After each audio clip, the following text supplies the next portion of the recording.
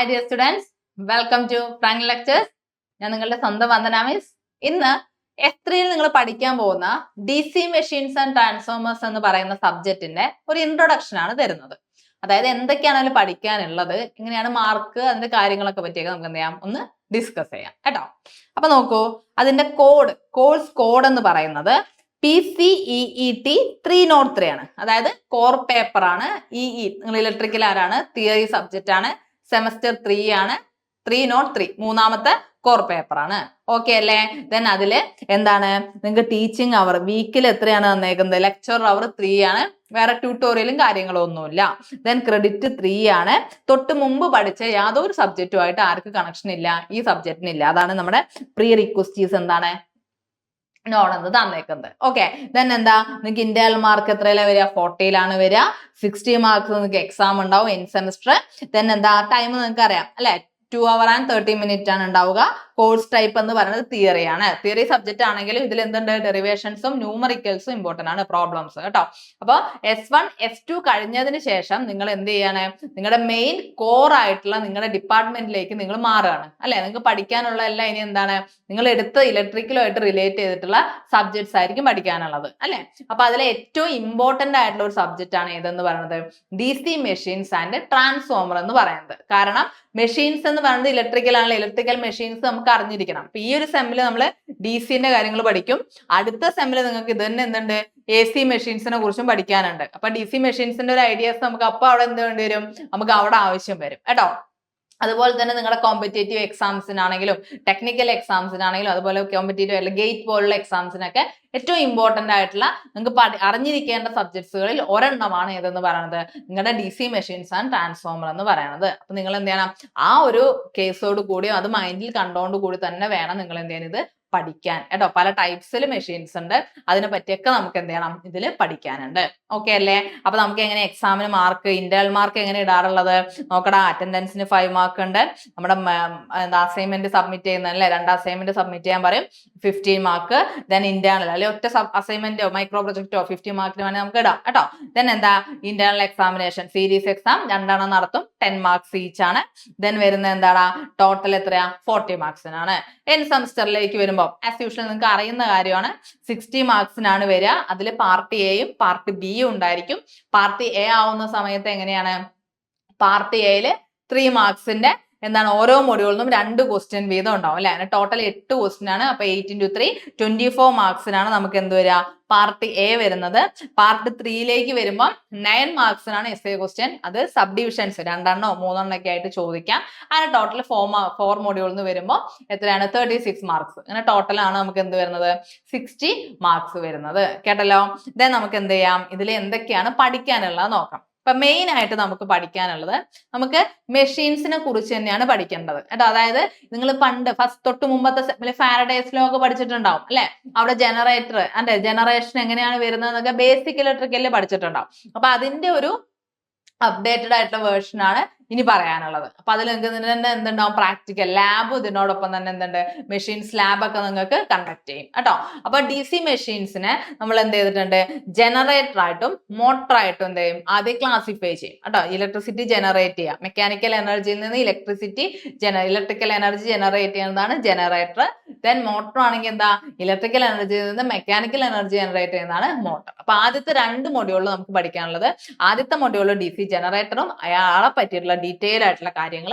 Second മൊഡ്യൂളിൽ നമുക്ക് എന്ത് വരും, DC മോട്ടോർ, അതുമായിട്ട് ഡീറ്റെയിൽ ആയിട്ടുള്ള കാര്യങ്ങൾ. അപ്പൊ നമുക്ക് മൊഡ്യൂൾ 1-ൽ എന്താ, ഒരേ മെഷീൻ തന്നെ നമുക്ക് ജനറേറ്റർ ആയിട്ട് മോട്ടർ ആയിട്ട് നമുക്ക് ആക്ട് ചെയ്യും. അപ്പൊ നമുക്ക് അതിനകത്ത് എന്ത് ചെയ്യണം, constructional details of DC machine പഠിക്കണം. പിന്നെ നമുക്ക് തുറന്നു നോക്കുമ്പോൾ അതിനകത്ത് വൈൻഡിങ് ഒക്കെ കാണും കേട്ടോ. അപ്പൊ നമുക്ക് അതിന്റെ ആർമേച്ചർ വൈൻഡിങ് അറിയണം. ആ വൈൻഡിങ് പല ടൈപ്പ് ഉണ്ട്, ലാപ്പും വേവും ആണ്. അതിന്റെ എന്താണ് വൈൻഡിങ് ഡയഗ്രാംസ്, ഡബിൾ ലെയർ ആവുമ്പോൾ ഉള്ളത്, അതേപോലെ തന്നെ എന്താണ് കമ്മ്യൂട്ടേറ്റർ സെഗ്മെന്റ് വെച്ചിട്ട്. കാരണം നമ്മളിവിടെ പെട്ടെന്ന് ഇങ്ങനെ ടോപ്പിക് പേരുകൾ പറയുമ്പോൾ നിങ്ങൾക്ക് ഒരു കൺഫ്യൂഷൻ വരും. നിങ്ങൾക്ക് ഒരു മെഷീൻ ഉണ്ട്, ആ മെഷീന്റെ ഉള്ളിലത്തെ ഡീറ്റെയിൽസ് അറിയണം. അപ്പൊ അതിന്റെ അത് വൈൻഡിങ് പ്രത്യേക രീതിയിലാണ് നമ്മൾ എന്ത് ചെയ്യുക, കണക്ട് ചെയ്യുക. അപ്പൊ വൈൻഡിങ് ലാപ്പും വേവും ഉണ്ട്, അതെങ്ങനെ അറേഞ്ച് ചെയ്യാന്നുള്ളത് ഒരു 12 കമ്മ്യൂട്ടേറ്റർ സെഗ്മെന്റ് വരുന്ന സമയത്ത് എങ്ങനെയാന്നുള്ള വൈൻഡിങ് ഡയഗ്രാംസ് വരയ്ക്കണം. ദെൻ എന്താണ്, അതേപോലെ വൈൻഡിങ് ഡയഗ്രാം ഓഫ് ഏതുകൂടി വേണം, simplex, wave wound, double layer, 16 slot 6 pole DC armature with 12 commutator segment കേട്ടോ. ഇതെന്താണ് winding diagram not for evaluation എന്ന് പറയുന്നത് എക്സാമിലേക്കല്ല, പക്ഷെ നമുക്ക് എന്ത് ചെയ്യണം അതെങ്ങനെയാണ് വൈൻഡിങ് വരുന്നത് എന്നുള്ളത് നിങ്ങൾ എന്ത് ചെയ്യണം അറിഞ്ഞിരിക്കണം. ദെൻ അതിലേക്ക് വരുന്നുള്ള ഏറ്റവും ഇമ്പോർട്ടന്റ് ആയിട്ടുള്ള അത് ഫസ്റ്റത്തെ ഇമ്പോർട്ടന്റ് സെക്ഷൻ ആണ് ഏത് constructional details of DC machines എന്ന് പറയുന്നത്. പിന്നെ വരുന്നതാണ് ഏത് principle of operation of DC generator, EMF ഇക്വേഷനും അതിന്റെ ന്യൂമറിക്കൽ പ്രോബ്ലംസും ഇമ്പോർട്ടന്റ് ആണ്. EMF ഇക്വേഷൻ ഡിറൈവ് ചെയ്യാൻ ചോദിക്കാറുണ്ട്, അത് വെച്ചുള്ള ന്യൂമറിക്കൽ പ്രോബ്ലംസ് നമുക്ക് അറിഞ്ഞിരിക്കണം. അതുപോലെ നമ്മുടെ classification of DC generators, classification DC ജനറേറ്ററിനെ ഷണ്ട്, സീരീസ്, കോമ്പൗണ്ട് എന്നൊക്കെ പറഞ്ഞ് നമ്മൾ എന്ത് ചെയ്തിട്ടുണ്ട് ക്ലാസിഫൈ ചെയ്തിട്ടുണ്ട്. അപ്പൊ അതുമായിട്ട് റിലേറ്റ് ചെയ്തിട്ടുള്ള ന്യൂമറിക്കൽ പ്രോബ്ലംസും അത് ഓരോന്നിന്റെ ഇക്വേഷൻസും അറിയണം. അപ്പൊ നിങ്ങൾ എങ്ങനെയാന്ന് വെച്ചാൽ കാണാതെ ഇക്വേഷൻസ് പഠിക്കരുത്. ഷണ്ട് ആവുമ്പോൾ പാരലൽ ആയിട്ടാണ് വരുന്നത്, അപ്പൊ കറണ്ട് വന്നു പോകുന്നു, അപ്പൊ ആ ഒരു റിലേഷൻ വെച്ചിട്ട് എന്ത് ചെയ്യണം ആ ഇക്വേഷൻസ് മൈൻഡിൽ എന്ത് ചെയ്യണം ക്ലിയർ ആക്കി വെക്കണം കേട്ടല്ലോ. ദെൻ നമുക്ക് അതിൽ തന്നെ ഇത് പഠിക്കാനുണ്ട്. നമുക്ക് DC ഷണ്ട് ജനറേറ്റർ, അതിന്റെ no load characteristics, critical resistance, critical field, voltage buildup. ഇതിങ്ങനെ കേൾക്കുമ്പോൾ എന്താണെന്ന് അറിയത്തില്ല, അത് നിങ്ങൾ ഇങ്ങനെ പഠിച്ചു വരുമ്പോൾ മനസ്സിലാവും എന്തിനാണ് ഈ വോൾട്ടേജ് ബിൽഡപ്പ് കൊടുക്കുന്നത്, എന്തിനാണ് അതിനെ ക്രിട്ടിക്കൽ റെസിസ്റ്റൻസ് എന്ന് പറയുന്നതെന്നൊക്കെ നമുക്ക് അറിയാൻ പറ്റും കേട്ടല്ലോ. ദെൻ അതുമായിട്ട് റിലേറ്റ് ചെയ്തിട്ട് numerical problems.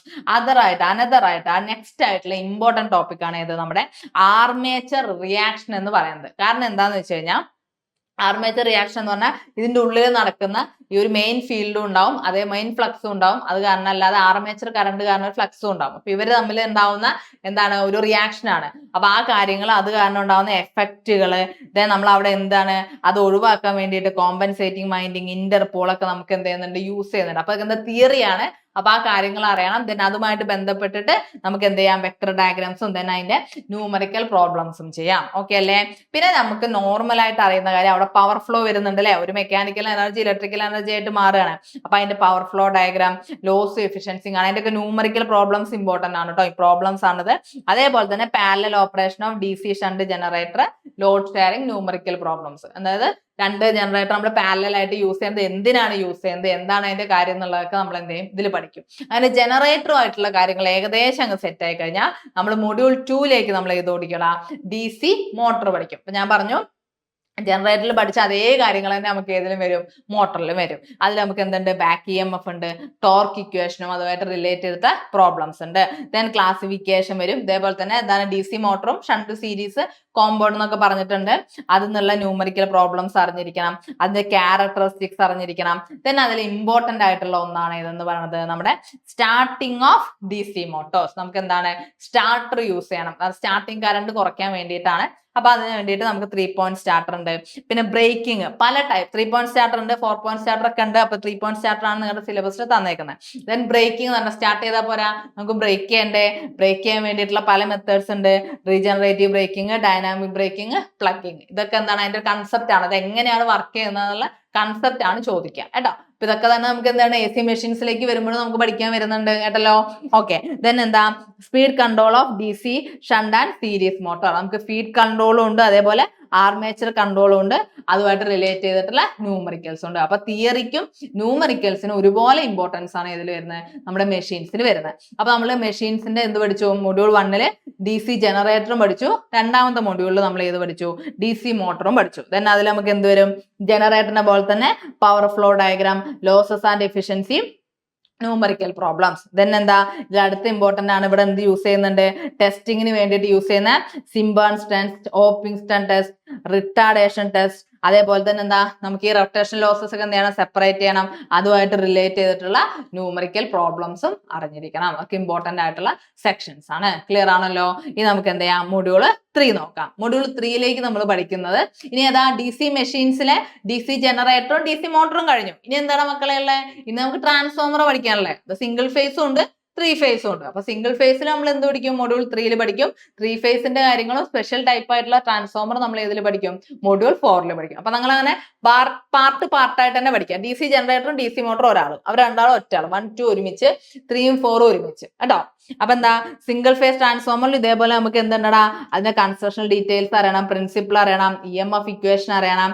Then ideal practical ആയിട്ടുള്ള ട്രാൻസ്ഫോമർ EMF ഇക്വേഷൻ വന്നാൽ തന്നെ അറിയാം അവിടെ എന്തുണ്ടാവും ന്യൂമറിക്കൽ പ്രോബ്ലംസ് ഉണ്ടാവും. ദെൻ അടുത്താണ് ഏത്, operation on no load and on load. നമുക്ക് നോ ലോഡ് ലോസസ് ഉണ്ട്, ഓൺ ലോഡ് വരുമ്പോഴും ഉണ്ട് അല്ലെ. അപ്പൊ അതിനെ പറ്റിയുള്ള കാര്യങ്ങൾ, അതിന്റെ ഫേസർ ഡയഗ്രാം, അത് വെച്ചിട്ടുള്ള വോൾട്ടേജ് റെഗുലേഷൻ കാണൽ, ഇക്വലന്റ് സർക്യൂട്ട് എങ്ങനെയാണ് വരുന്നത്, ട്രാൻസ്ഫോമറിന്റെ ഇക്വലന്റ് സർക്യൂട്ട് ഒക്കെ വേണം കേട്ടോ. അപ്പൊ അതൊക്കെ പഠിക്കണം, അതിന്റെ ന്യൂമറിക്കൽ ആയിട്ടുള്ള പ്രോബ്ലംസ്.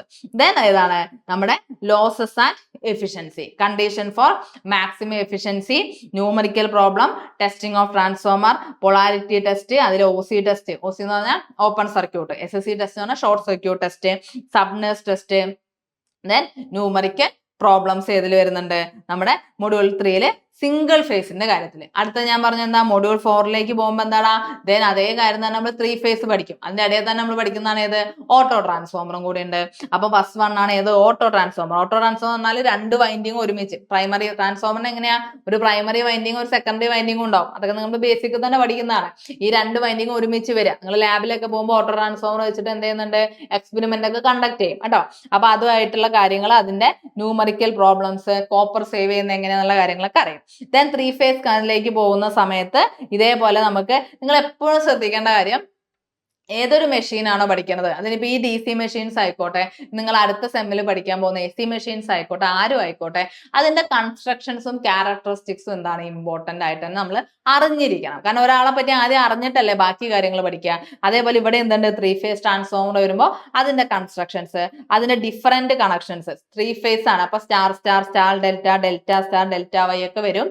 ഓക്കെ, ദെൻ അതിന്റെ ന്യൂമറിക്കൽ പ്രോബ്ലംസ്, ദെൻ പവർ ട്രാൻസ്ഫോമറും ഡിസ്ട്രിബ്യൂഷൻ ട്രാൻസ്ഫോമറും തമ്മിലുള്ള വ്യത്യാസങ്ങളും എഫിഷ്യൻസി കാൽക്കുലേറ്റ് ചെയ്യുന്നതും അതിന്റെ ന്യൂമറിക്കൽ പ്രോബ്ലംസും.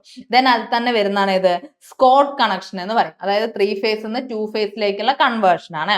അതിൽ വെക്ടർ ഗ്രൂപ്പിംഗ് ആയിട്ടുള്ള കാര്യങ്ങൾ പഠിക്കാനുണ്ട്.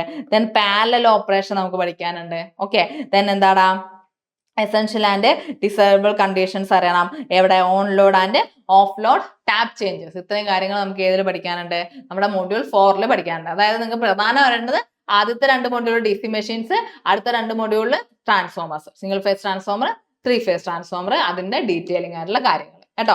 ദെൻ ഇതിന്റെ ഇൻഡസ്ട്രിയൽ ആപ്ലിക്കേഷൻസ് എവിടെയൊക്കെയാണ് വരുന്നത്, ജനറേറ്റർ. നമുക്ക് ഏറ്റവും സിമ്പിൾ ആയിട്ട് നിങ്ങൾ എസ്ട്രിയൽ കൂട്ടലാണ്, ഒരുപാട് കോംപ്ലിക്കേഷൻസിലേക്ക് ഒന്നും പോകുന്നില്ല. എവിടേക്കാടാ, നമ്മുടെ battery charging, welding, electroplating, DC power സപ്ലൈയിലൊക്കെ ജനറേറ്റർ വേണം. എവിടേക്ക് ഇലക്ട്രിസിറ്റി ആവശ്യമുണ്ടോ അവിടെയൊക്കെ നമ്മൾ ജനറേറ്റർ വയ്ക്കും അല്ലെ.